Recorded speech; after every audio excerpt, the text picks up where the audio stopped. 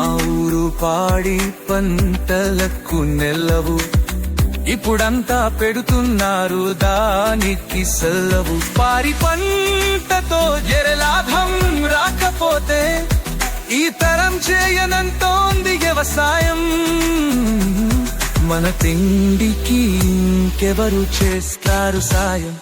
వలసపోతున్న ఊరిని ఆపేదెలాగా, పండించిన వారికి ఆస్తులు పెరిగేదెలాగా?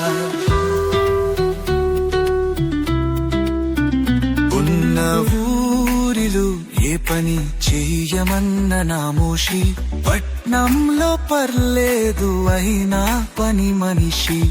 ఊరిని వదిలే తొడాలు అమ్మేసిపోతే పంట ఓలాలు పోతున్నాయే వెంసర్లు, ఓ తరం భవితకు పడుతున్నాయి పంచర్లు.